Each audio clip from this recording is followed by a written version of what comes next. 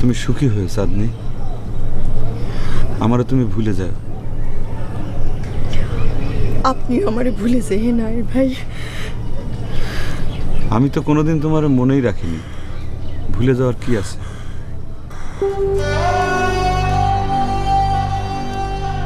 যাওয়ার সময় অন্তত মিথ্যে কথা বলেন নাহির ভাই।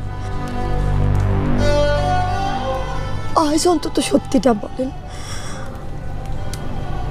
আপনি কি আমারে একটুও ভালোবাসেননি?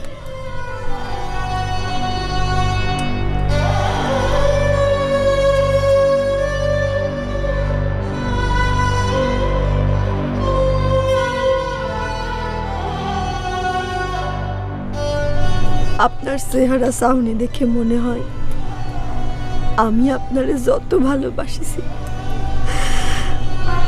তার থেকে অনেক বেশি ভালো আপনি আমারে বাসিছেন নাহির ভাই।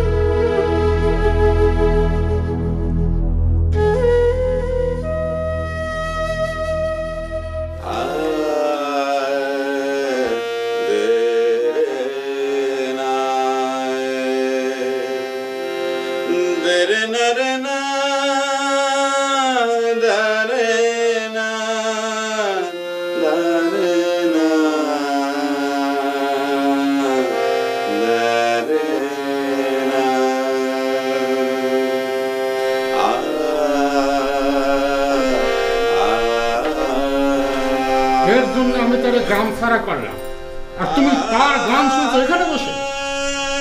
পিতার চাইতে তোমার ভ্যাবানী সঙ্গীত বড় হলো। শোনো, যত খুশি তুমি ভ্যাবানী সঙ্গীত শোনো। আব্বা আব্বা আব্বা আব্বা আব্বা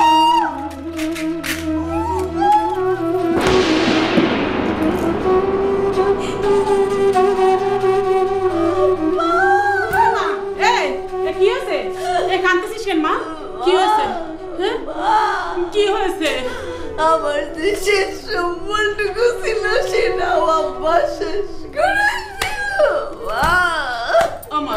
আমার কান্দিস না মা, ফিরতে ছিলেছে তো কি?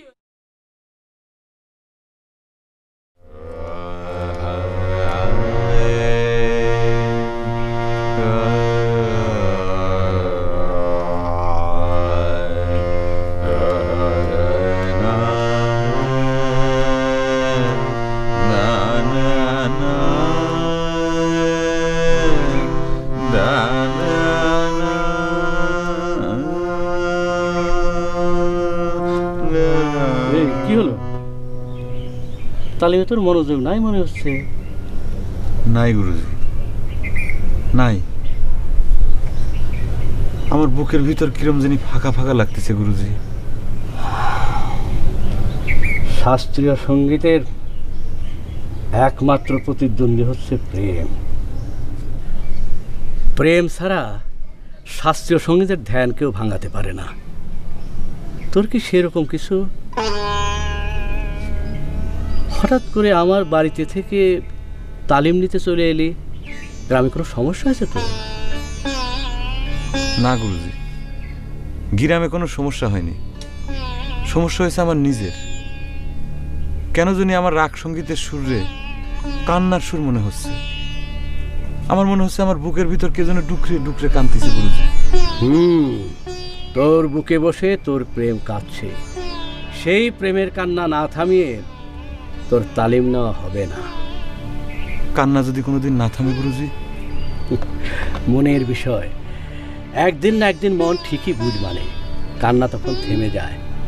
মেয়েটিকে জি বলছি, মেয়েটিকে যাকে ভালোবেসেছিস।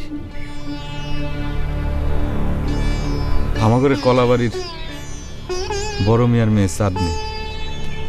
বড় মিয়া তো জানি তোর সঙ্গীত চর্চার ঘোর বিরোধী। তোর হঠাৎ করে পালিয়ে আসার কারণ এখন আমি বুঝতে পারছি। বড় মিয়ার সাথে তোর বিবাদ বেঁধেছে। শোন বেটা, জগতে সত্য মিথ্যার দ্বন্দ্ব চিরকালে, আর সত্যের জয়ও চিরকালে। সঙ্গীতের ক্ষেত্রে শুদ্ধ সঙ্গীত চর্চা সত্য। শুদ্ধ সঙ্গীতের সুর যাদের কানে জ্বালা ধরায় তারা আসলে বয়রা, বধির। জগতের মধুর স্বাদ